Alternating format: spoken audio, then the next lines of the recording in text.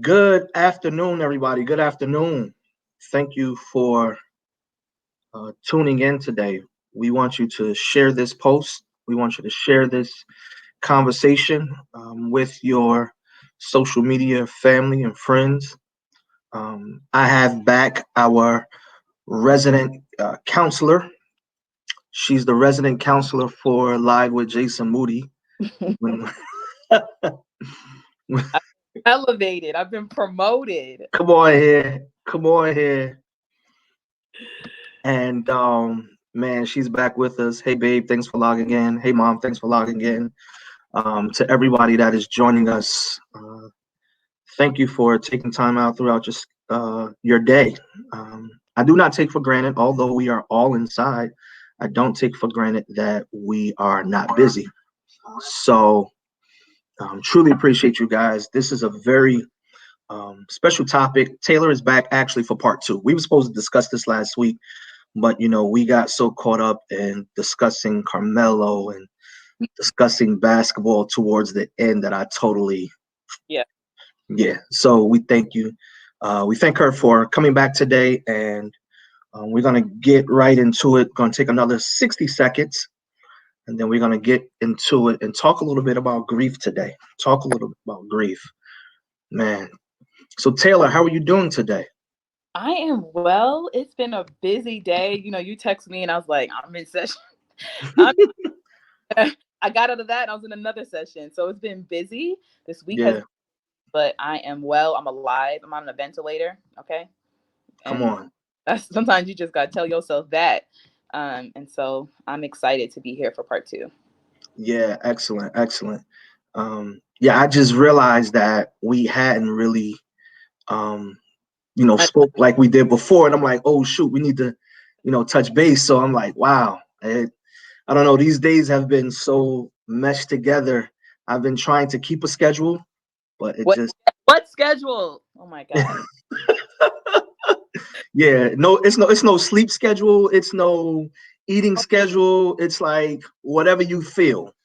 I mean, I'm trying to break this thing. I'm trying to break it so bad that I'm about to start a consecration because I'm like, it's so big, but I think a lot of us have gotten comfortable in the pandemic. Yeah, Um, so in the beginning, it was like, boom, I got to do this, I got to do that, I need to adjust and da da da, and then we kind of got a little too comfy.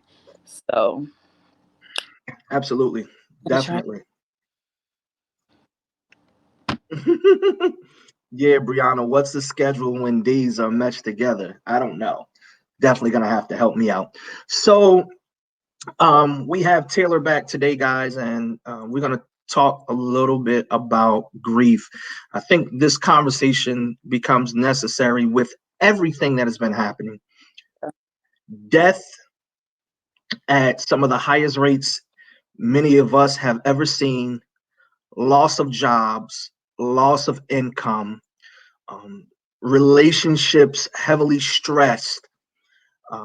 So we're going to talk about it today to help someone, help Yeah, someone, bring light to some things that we can do while we're in. Many professionals in this area are taking calls by, you know, Zoom and different other means of communication through technology. So I want to, maybe give you guys something today, and you'll know how bad you need a professional, or if it's something that you can just start working on yourself until maybe things open up and you can get to someone yeah, to assist you. So Taylor, let's start here, sis. Let's start with just giving a basic understanding or definition of what grief is yeah. and how it works. Yeah. So grief is basically a process that we go through once we experience some type of loss, right? So we lose a loved one. Um, and then after we lose the loved one, grief is what it is, just walking out the process of being able to understand what that loss feels like in our life. I think that's Hmm. basic as I can make it sound. And so, and what's important about what I said is that it's a process, right? So grief is not like a moment. Grief is not, a 5 week step and then it's over. But grief is a process. And as we all know, because we've all gone through processes, is that there's sometimes not a time limit on. Yeah. You know what I mean? Like there are some things that we can kind of pinpoint on a specific amount of time or a length. But when it comes to grief, it's one of those processes that we go through that does not have a time frame to it, which The- is difficult because yeah. we want things to end. Mm, We're comfortable with ending. Like we want to know that we're going for a destination and that we're yeah. going to arrival point. And Yeah. so difficult about grief is the fact that there is no quote unquote like graduation day or Ooh. this time where like, okay, I've gone through it and it's over. Yeah. Moments that you think it's over, right? Feel like I'm like I've been good for a couple weeks, I'm good for months, I'm good for even years. Yeah. And something will happen to trigger something in relation to that specific process of grief, right? Yeah. That will make you go, oh, I thought this was over. I thought this was done. And because there is no time frame to it, it's not over and it's not done. Yeah. Yeah. So let's talk about that. Um, Gerard, he asked this question. You're here. I'm gonna make it bigger, Tay. Okay. Gerard, you asked this question. Um, Is so only a death, not right. So when we talk about grief, we're really talking about loss, the experience of losing something or someone. And so before, a child may never lose a person up until a certain point, but they can identify with, losing a toy, losing, routine, right? Like you go from being able to be home at, with your caregiver, and you lose that routine and then you have to go into transitioning into school. And we can see like in our kids that transition, what they're really experiencing is loss. And so they're having to like process what this new thing is and how to walk this new thing out. And so when we talk about grief, we're talking about loss, period. So loss of not just a loved one, but loss of a job, loss of an idea, loss mm, of an expectation that we thought we would have met by now, ooh, loss of a plan that we put. Come on, I don't know a believer who hasn't had a plan that they wanted to live out and God didn't come and jack it up. okay. Thanks. Let's pause right here. Let's dig into this and that's why I wanted you to um, define it from the most simplest place, but then let's walk out how we may experience grief because people, I know for a fact that people only associate it with death, Yeah, and not realize that there are other areas where grief is associated. You absolutely. know, loss in a relationship, loss of job, loss of business.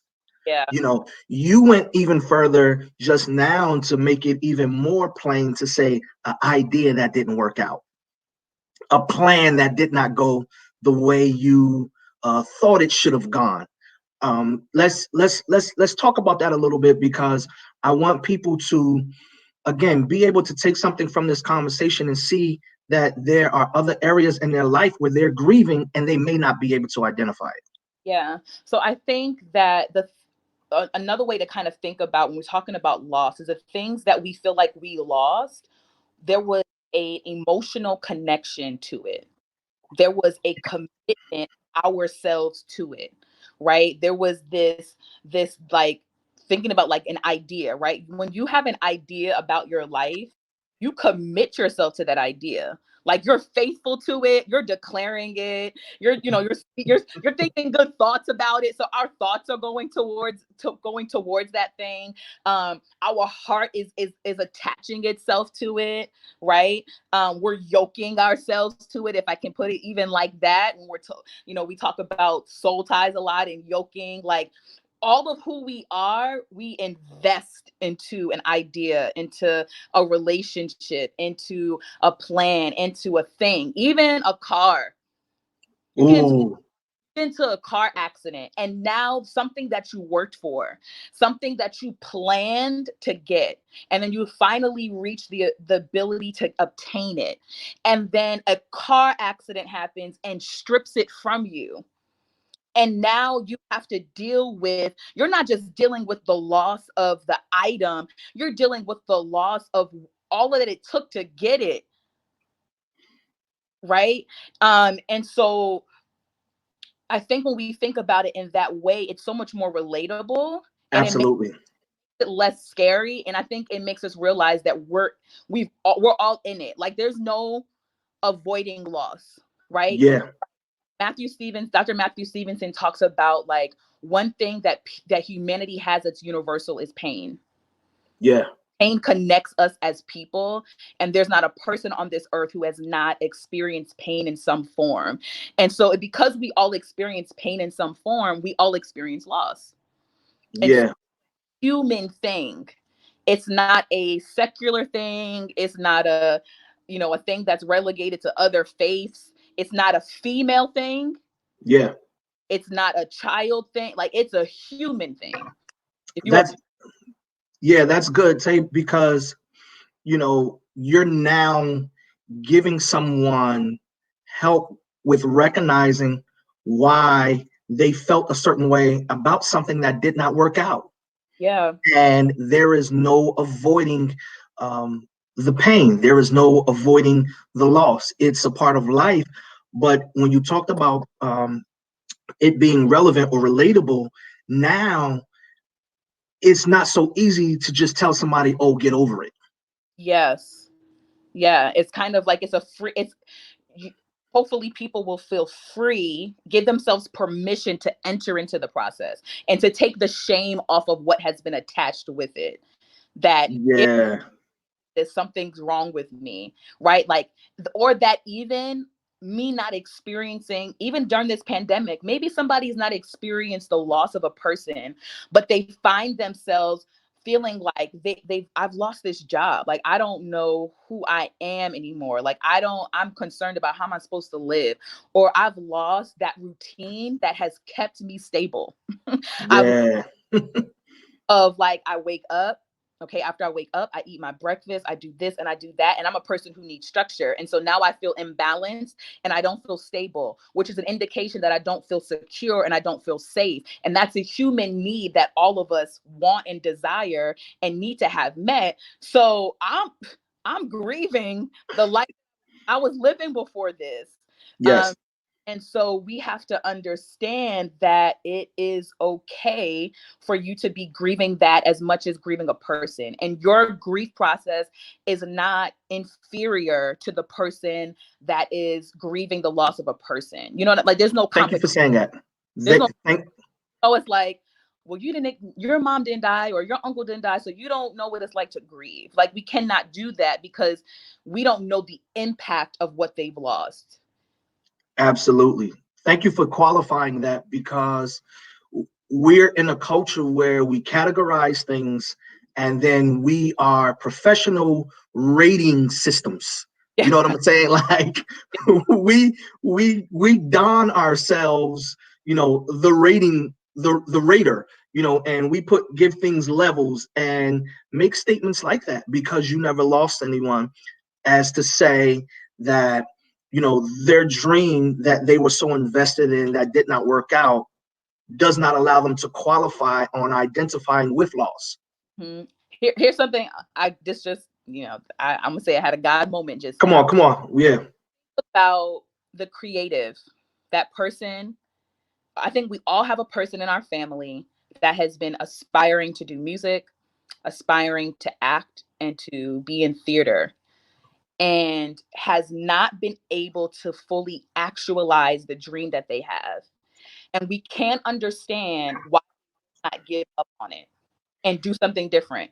Like, why are you still pursuing this one thing? You won't get another job. Like, you won't get anything to even supplement it. It's like that feels completely ingrained into only doing that. Yeah.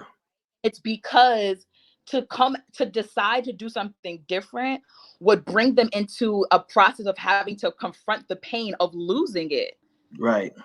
And that's the thought of that, right, is too painful, is too overwhelming, is I cannot do that. And so we have people that are, because they're avoiding the experience of loss, are living frustrated. Wow. Wow. Because they're avoiding They're they're avoiding. avoiding the pain, but they're running into frustration. Mhm. And the pain of deciding, maybe, because here's the thing, just because it doesn't go a certain way doesn't mean that the idea or the plan or whatever that you had can't happen. It just may happen differently. But in order for you to find out the differently, you have to be willing to lose your original.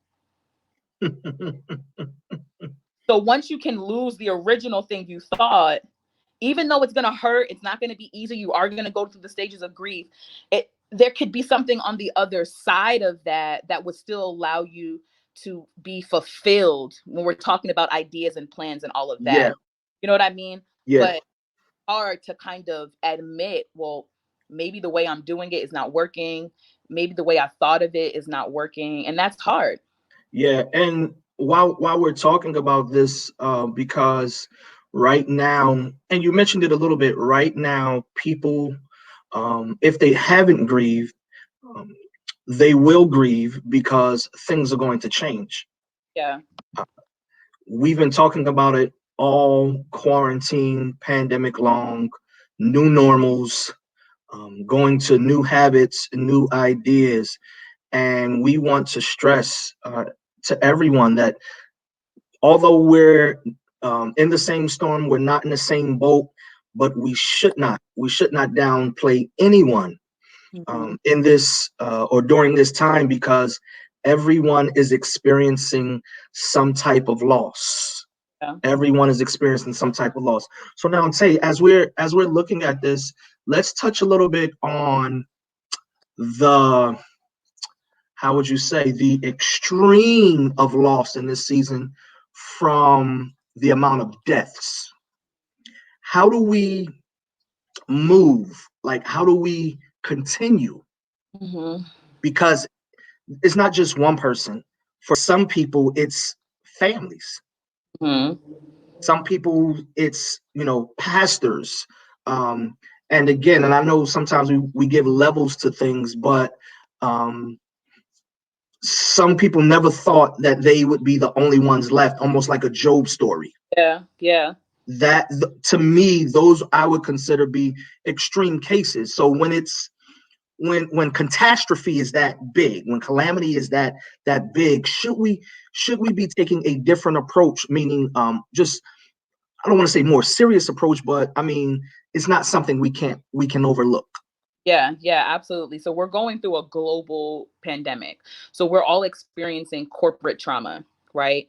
And so the thing with multiple deaths is that you don't have the ability to process the way you would like to, like one person at a time, right? Like ideally, when someone passes, you're like, okay, I start grieving this person. And then of course someone else may pass and then you start that process.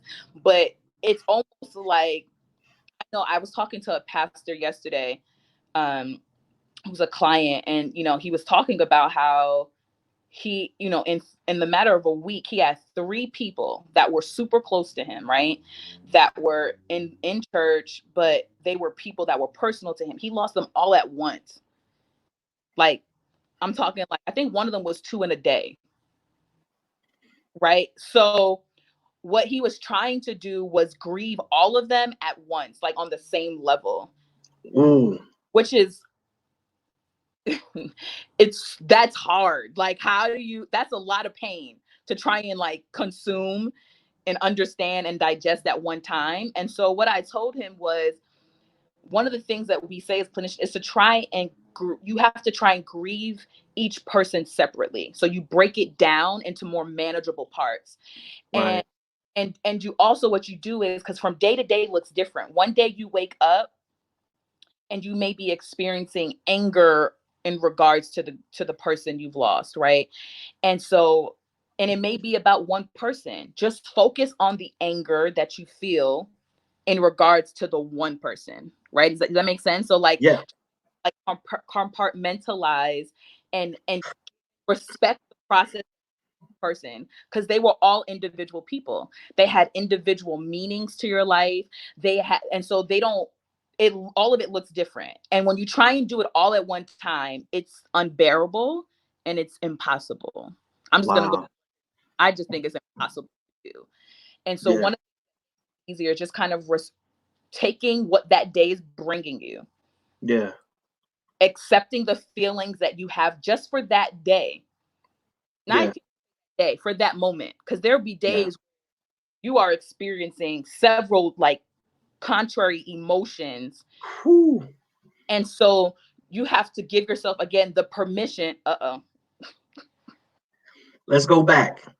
Yeah. There will be days that you will experience several emotions. Yeah. We can continue, but some people would say that's crazy. But would you say, as a person who deals with so many clients, would you say it's pretty common? Yeah, that's normal, because you're trying you're trying to process something you don't understand. But at the Mm, you can understand, right? You're trying to process your humanity, while for some of us who are also connected to a divinity, right? So you're trying to grapple between all things work together, right? And then you're like, but I know I'm creating his image, but I'm not him.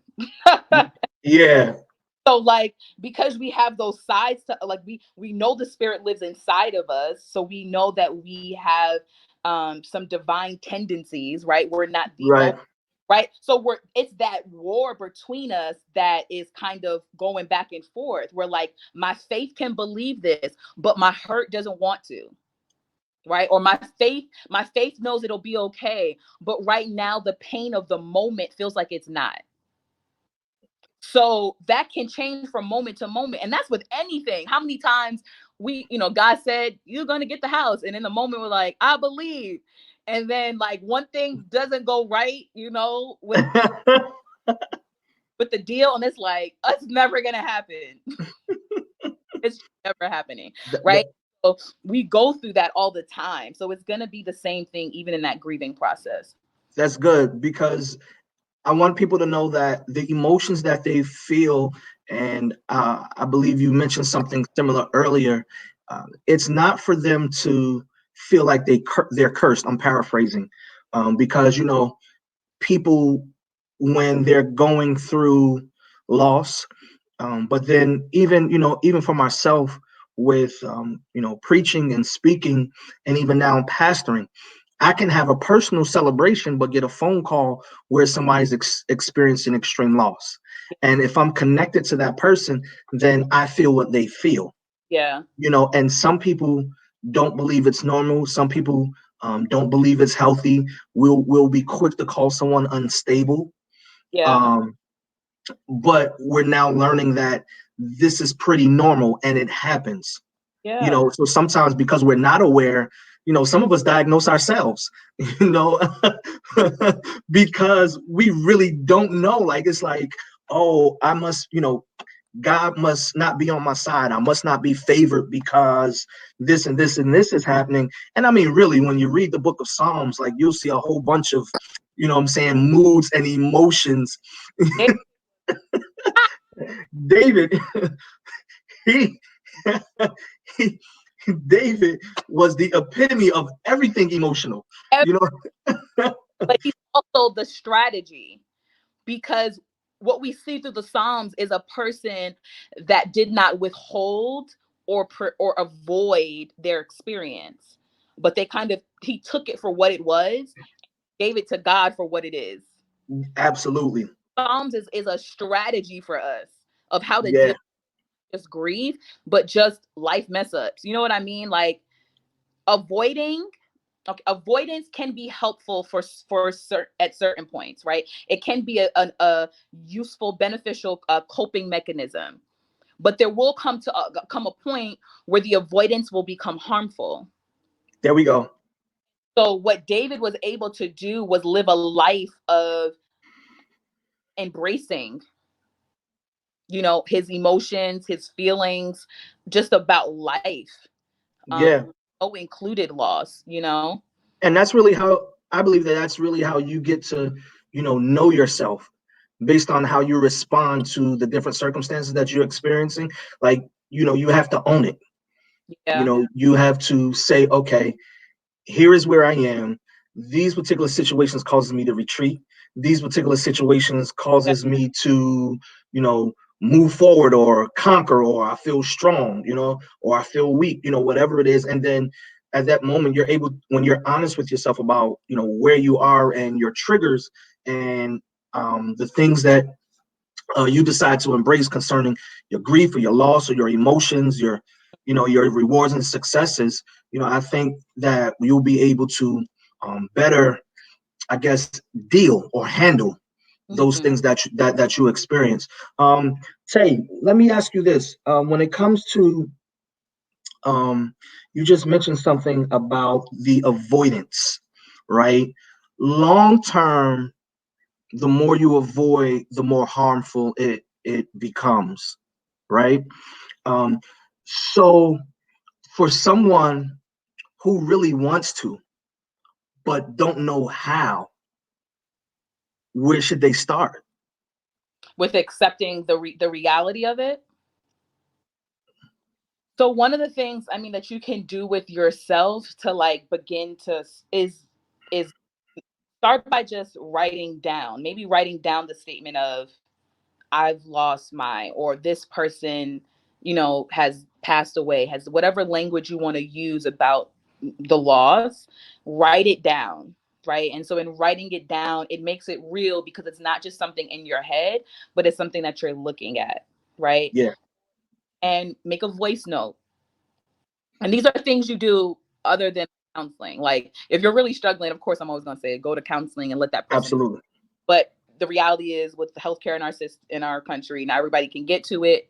Some people are not at the point where they can accept going. But things like that, like just writing it out, doing voice notes, and doing it repeatedly until the pain that's associated with accepting and acknowledging begins to subside. There we Right. go.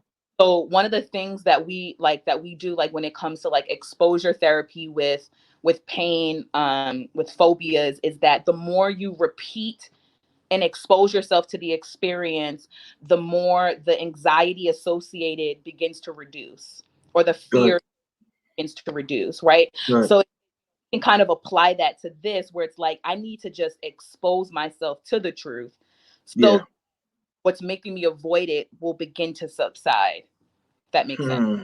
Yeah, good stuff. Apostle Greaves, thank you for logging in today. I'm glad this conversation is definitely blessing you, helping you. We are keeping you and your family in our prayers. Thank you for logging in today. We love you. And Love you, Apostle. Say that again. all pastors, right? Yeah. Like I told you, the pastor I was talking to yesterday, there are a lot of leaders who are trying to figure out, can I grieve or do I have to pastor right now? Oh, stop. Let's go. Like, Let's go. and it's hard because when you are a leader, when you are a shepherd, you know, and you're caring for and you're watching out for and you have dedicated your life to service, you don't always give yourself the permission to be human. And people will have a tendency to strip away your humanity, because we as people, we have a tendency to exalt and to make humans, people that are supposed to be there to just help and guide and encourage and coach, we put them at a place where they no longer feel the permission to be human. Yeah. So, pastors and leaders in general, they need to know that they have permission throughout this to do what everybody else is doing. Yeah. You know what I mean? And so that means creating boundaries. Yeah. Because if you're going to be grieving, you can't be giving yourself at the same intensity and level that you were doing before. Yeah. Right? So maybe that's delegating things to other leaders. Maybe that's choosing certain days out of the week where you're going to be doing pastoral responsibilities, and then giving yourself those other days as just rest, so that as things are coming, you can kind of acknowledge and go through that process of whatever those feelings are. But we have to, us as those who are in congregations, we have to stop putting so much on our leaders and pastors that they can't do it, but to stop neglecting their soul care, because you cannot take care of souls when your soul is tormented, right? You can't show up for people when you don't show up for yourself. And one of the things that we can learn about Christ is that he embraced his emotions. He embraced the hard times. When he lost someone close to him, the Bible says he wept. Yeah. Which means that we have permission to respond to pain. There we go.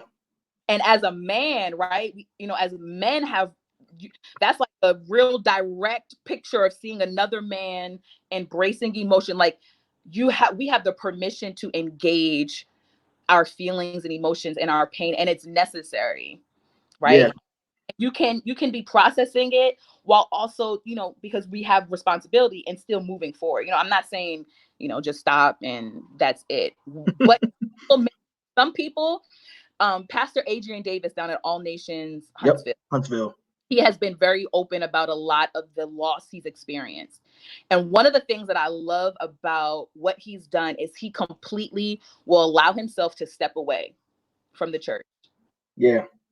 And when Yeah. I mean I mean not showing up to Bible study. I mean Yeah. not Sunday service. I mean not coming to Friday night service, not coming to prayer, not coming to a leadership, not really doing but just stepping away and taking time to be restored so that he can better show up for them. And everybody doesn't Yeah. have the ability, right, to step away for such a long period of time. But it's good to know that pastors are deciding that I have to take care of me. Yeah. And so Absolutely. I want pastors and leaders to be free in this moment to know that you can prioritize yourself, and you Yeah. should prioritize yourself in some moments. That's good. That's good. Um, when it comes to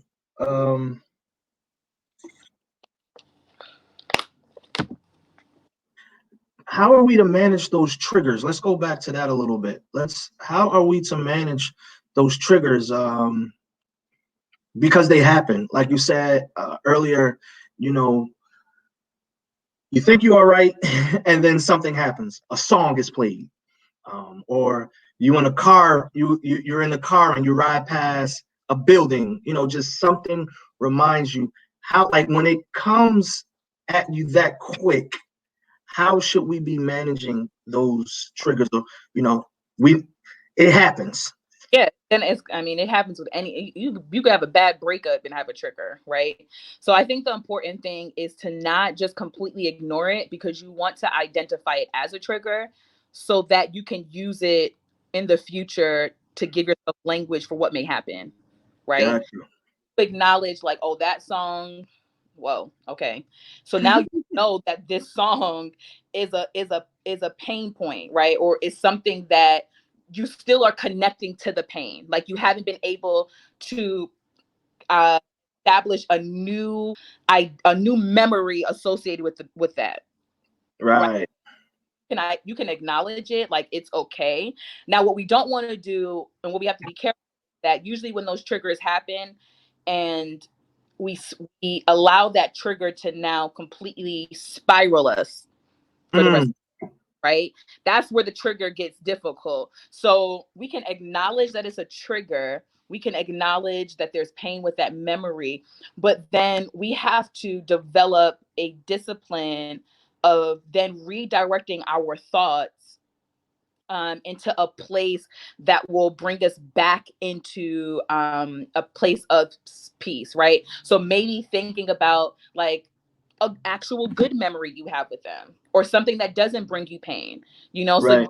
like using like remembering the good times, um Right. thinking about maybe their favorite song that would bring you joy, that you remember that you guys would do together, right? And kind of taking that route after acknowledging the trigger.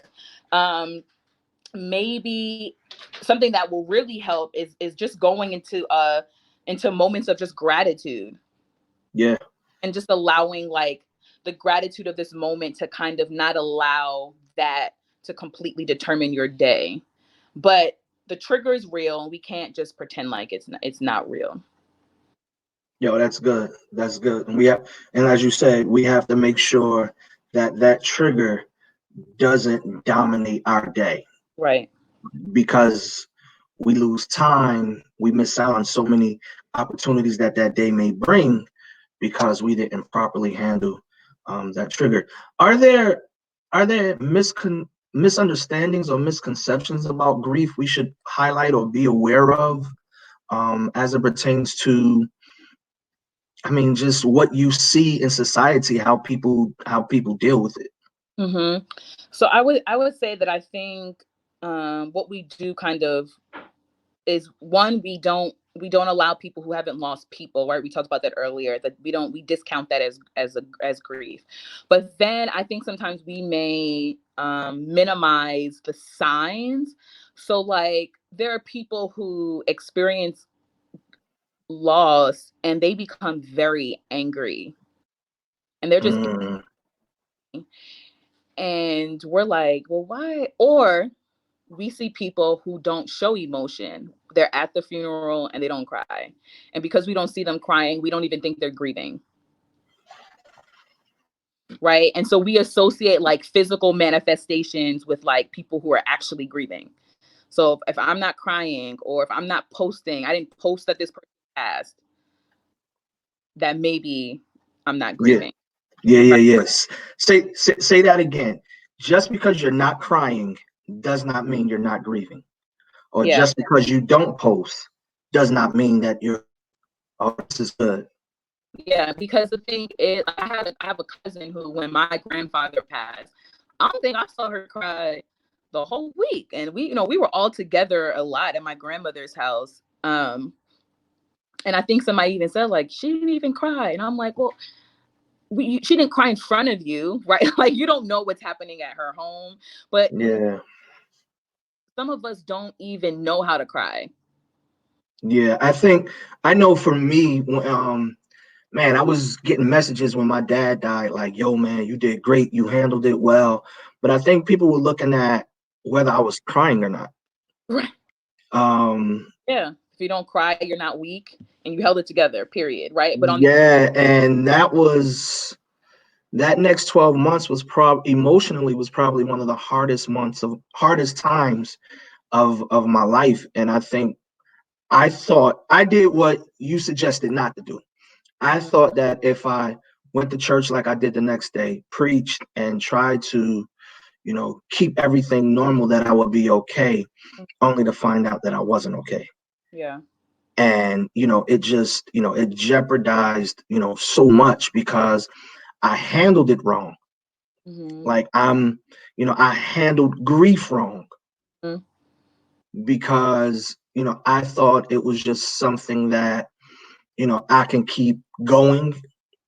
I thought I can just keep living, and I would respect the moments that I thought about him, but I would just, keep doing things until I found myself, shutting people out, just burying my head in work and ministry, and all the while, just emotionally inside, man, it was a party. Yeah. So you were just engaging in avoidant behaviors, right? Like when people go, like when we intensify certain activities during it, it's an avoidant behavior. I would never tell somebody, well, you're wrong for not wanting to address it right away. Because again, we don't know what it feels like to be in that person's body and to be experiencing what they experience. And if they can't do it right away, they're not wrong or bad. Right now, there will become a point where those decisions will have consequences, like you said, like realizing later on, oh shoot, this is not going to work. Like, I can't keep doing this. Right. And it's Yeah. that point that you kind of is the really the crucial point of, okay, now that I know that I can't keep doing this helped me for a little bit, maybe, Yeah. because maybe I would not have been able to handle it at that moment. Yeah. But this moment is teaching me that I have to begin to do it, which is Absolutely. process, so we can't rush people into grieving. Mm.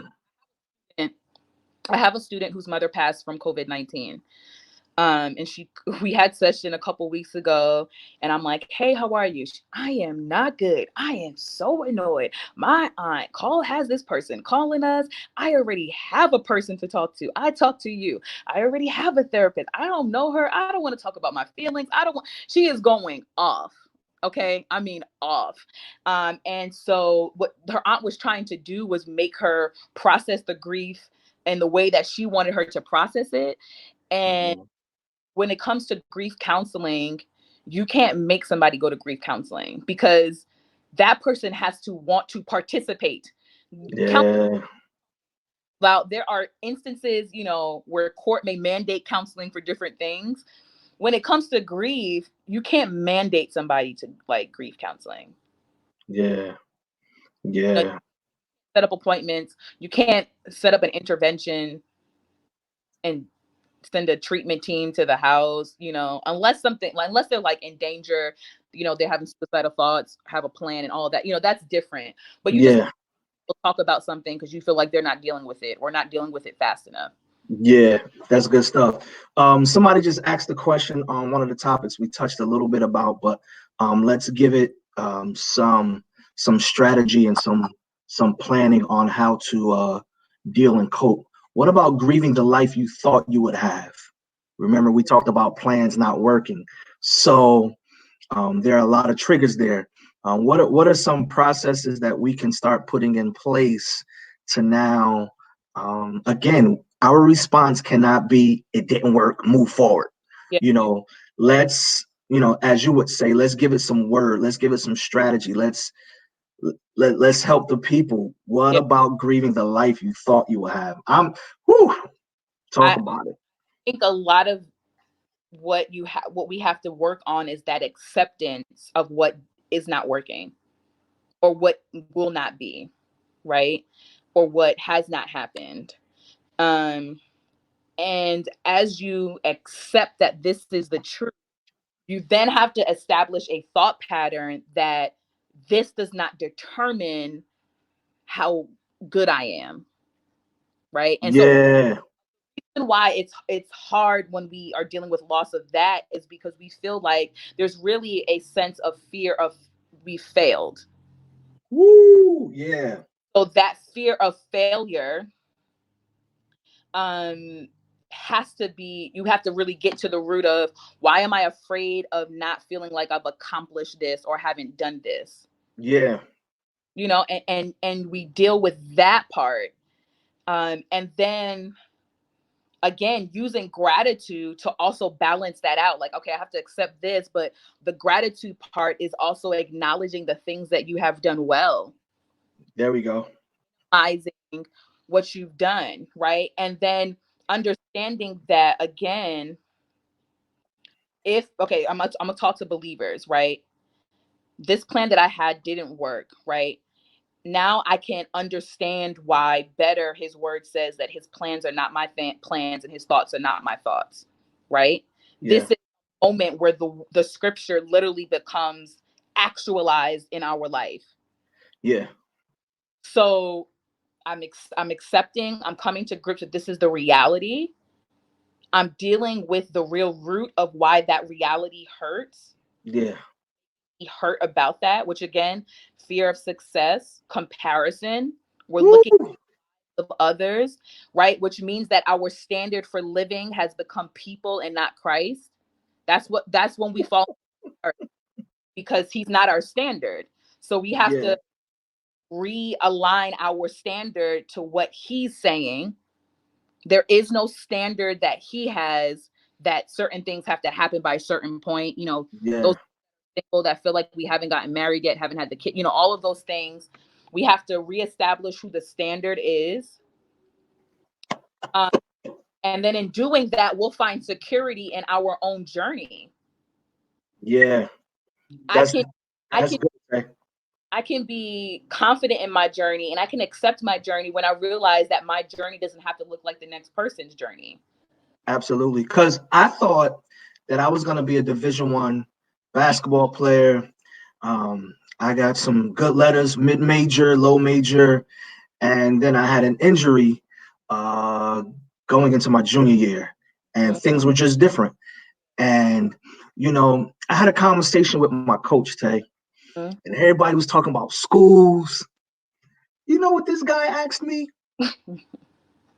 What is the Lord saying to you? Like, what? Get Like, it. If you bruh, talk to God, you're gonna ask me what's he saying. I'm 16 years old. We're traveling. I'm exposed. I'm ready to go to the next level. I'm mad about my injury. I'm just like, everybody else is like, all right, we're going to put these videos together. We're going to put this content together, contact this coach. We got high level schools coming in. We got the exposure. Cool. What is God saying? And that's the thing. We forget, we have to go back to what has God said about us. Yeah. In the acceptance, it's, did God say that this would happen? Yeah. Or, did God say it would happen like this? Yeah. We have to be honest and ask ourselves hard questions. Did I plan this on my own? Have I actually yielded to what the purpose for my life actually is? Or have I created what I believe my purpose is? Because sometimes we're grieving things that God never designed for our life. Tired. Ooh. Ask things amiss. We don't have revelation about who we are. And so then we don't ask according. The reason why you can ask for whatever you want, that the key to that scripture is asking according to his will, not according to your own desire, to your own flesh, to what you see others obtaining, right? Yeah. And ask better when you know better. Ask better when you know better, but it's when you know really him better. Yeah. So when it comes to this whole grief thing, whether it's a person, a job, a plan, an idea, um, this is something that we're going to have to live with. And we should focus probably more on managing than getting rid of, would you say, or conquering? Yeah, because I would say that we live with, you can definitely manage. We You also cope, right? Like you find like the goal is to find ways to respond to the things that will trigger. Right. Just about like when we talk about that spiraling thing. When I Right. know that it's a trigger, and I've now developed different ways to respond to the trigger. Now when they happen, because they're gonna happen, even though it may happen less, that's what happens. We don't have no more triggers. We just experience the triggers less as time may sometimes go on. Right. Depending on what your grief process looks like like you saying that you kind of waited maybe a year to kind of start dealing with it. Yeah. You're not going, that first year is going to feel like, oh, I have so many triggers, and it's just haven't started really being able to confront it yet, right? Yeah. There's no time. I mean, you can't compare one person to the next. It looks so different. But the goal is That's to good. develop coping skills so that when the triggers happen, at some point you'll be like, oh, this is my trigger. I'm acknowledging this feeling. This is a real feeling. It's okay that I'm having this, but I also know how to respond so that this moment is not going to be something that determines who I am, forever. Yeah. It's just a moment, you There we know. go. Hmm. Take the moment for what it is.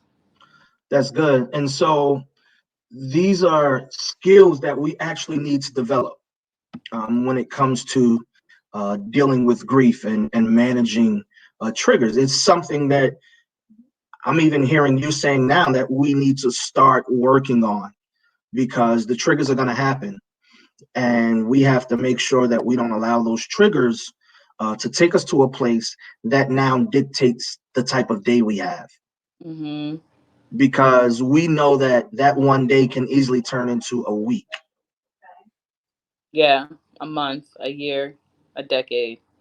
Right. And that's why, so like the one thing that everyone can do that requires, you don't have, nobody has to train you in this. Gratitude is like the best coping skill for life, because it doesn't allow you to stay trapped into that moment. When you start to just be grateful, it completely changes your day.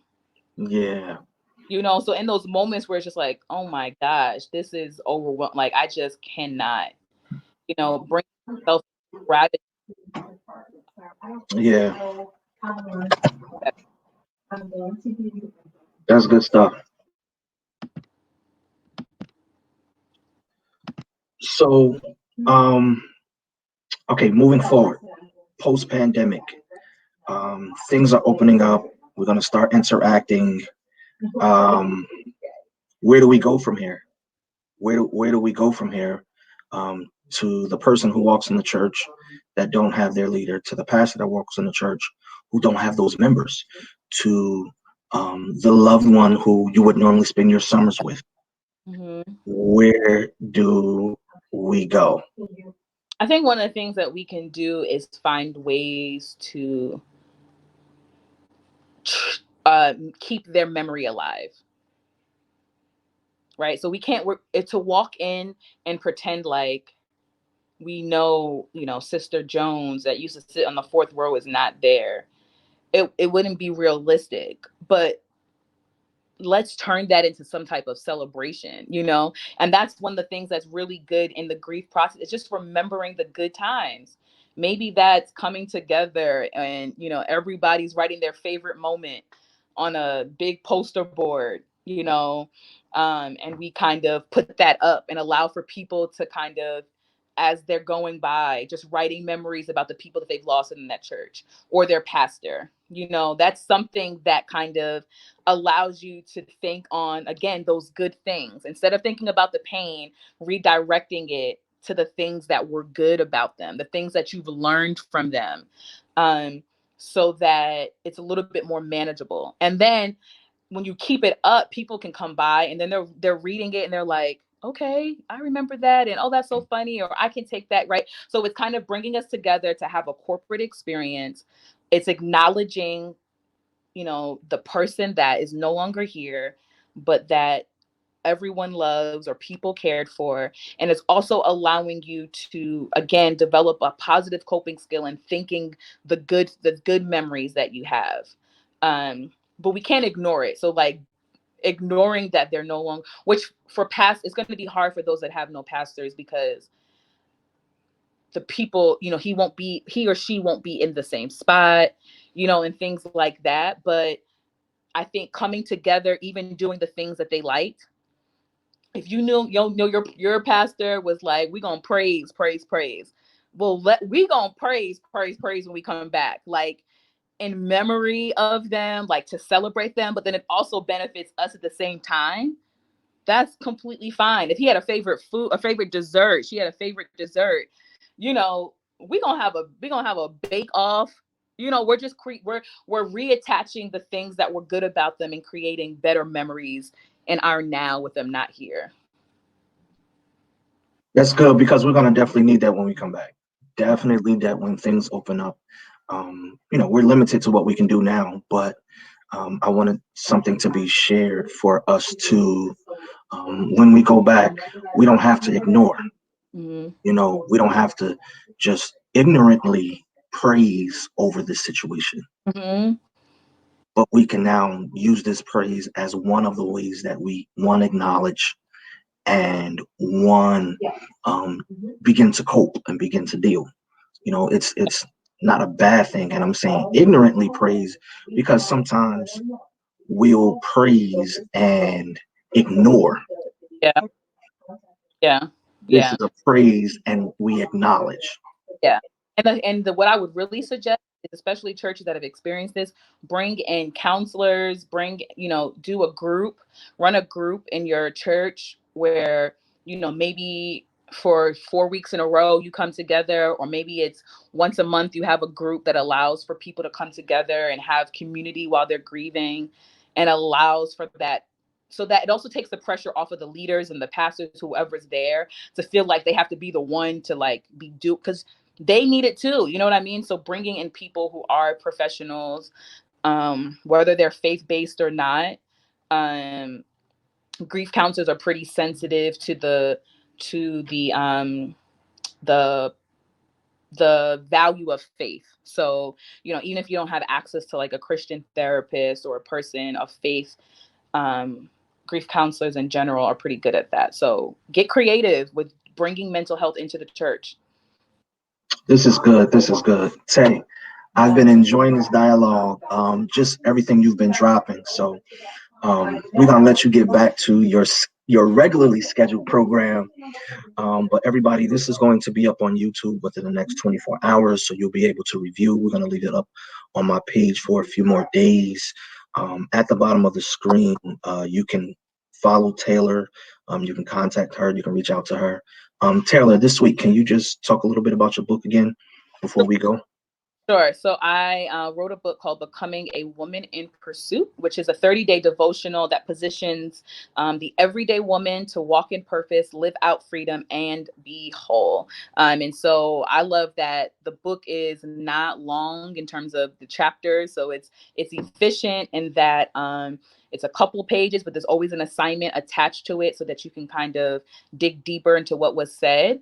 And it also deals with every part of who we are, right? So we are not only trying to be people who know how to pray, but we're also trying to manage our money, right? And we need to know that all of those different areas, our health, our mental health, our finances, our relationships, our purpose, they all are things that God is concerned about and wants you to consult him about and wants you to include him in it.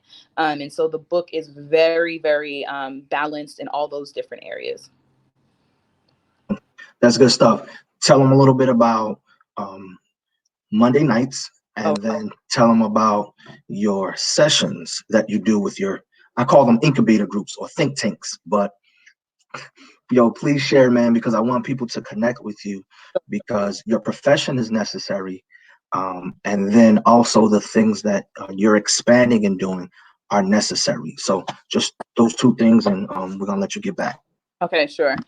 So on Mondays, I do a live called Woman in Pursuit Monday. Although I got my brothers come in there too. I've seen Jason sneaking sneaking in there. But of course, my target audience is women, just because naturally women gravitate to me a little bit more. But Woman in Pursuit Monday is basically just positioning you again to walk in freedom, live out purpose, and be whole. And so we cover an array of topics. Actually, this month we are doing Mental Health Awareness Month. So next week we'll have a mental health advocate who has a very powerful story, who's Christian, who's Black, and we'll be talking about suicide. And so we cover a lot of different stuff on those Mondays. And then I'm currently running a course called Roots, which is a therapeutic and biblical approach to destroying the spirit of shame, abandonment, and rejection. We are in week 3. But if you're interested, you can DM me for the next course that will be starting, the next class that will be starting. And I would love, love, love to have you. Oh, is Jason gone? Y'all, I think Jason's gone. Uh, but I want to thank you all for just coming on and just getting involved in the conversation and asking questions.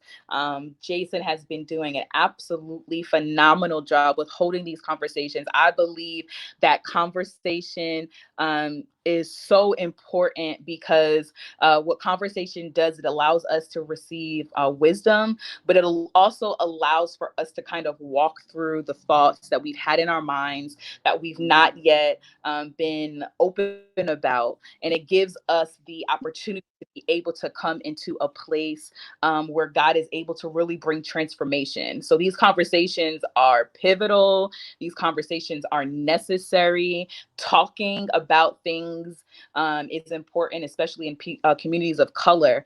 And so this whole what Jason, what's the name of the show? We need a is it just Live with Jason Moody? Oh yeah. Or Hold is on. there Let me bring my overlay back up. Hold on. okay. Holla. y'all We y'all gonna branding. have Jason We're is gonna on bring the fancy live. one up. Yeah. We're gonna bring the fancy one back up. Yeah, I don't know. I'm wired. Like after last week, I was having some issues. I'm like, yo, I'm wired. And then all of a sudden, like I ain't even wireless no more. I'm wired. I'm hooked up. So yeah, the devil trying to work. But go ahead, Tay, finish. Yeah, no, saying that these conversations are important, Oh yeah. and that that's what prayer is, right? Conversation. That's what the altar is about, conversations and encounters. And so what we're doing is taking like a biblical thing and making it natural and accessible and relatable and not intimidating, so that people can really get the transformation and the information that they need. So Absolutely. So again, thank you for today. Thank you for everything. I really appreciate you for who you are and what God has done in and through your life. I have written that last idea down that we talked about last week. It's down. It's documented. I'm gonna keep it before God, and in the right season, the appointed time. happen.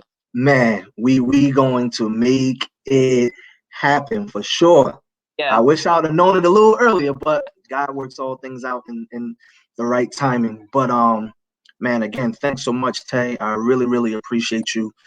Have a productive day, and we'll definitely follow up. Yes. Bye, guys. All right, cool.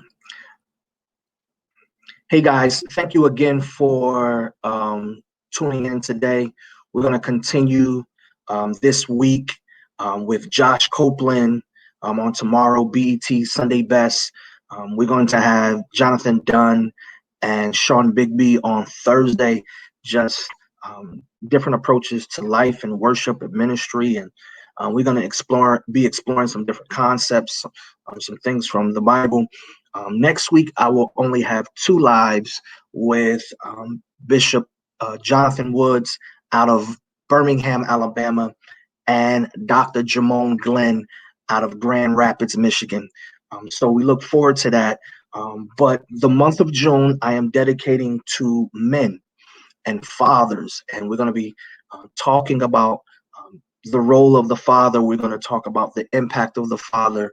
There will be some guys who will be sharing their testimonies, and I can't wait. The entire month, we'll do some during our regular schedule time, and then we'll do some on different days to accommodate schedules of those who may be, out of the state on different time zones. So tune in for the month of June. We got some great people lined up. Come back tomorrow, and we're gonna be here with the brother Josh Copeland, Sunday's Best runner up, and so I'm looking forward to it. Everybody have a great day. Again, thank you for joining in, and I pray that you gotten something from this live. God bless.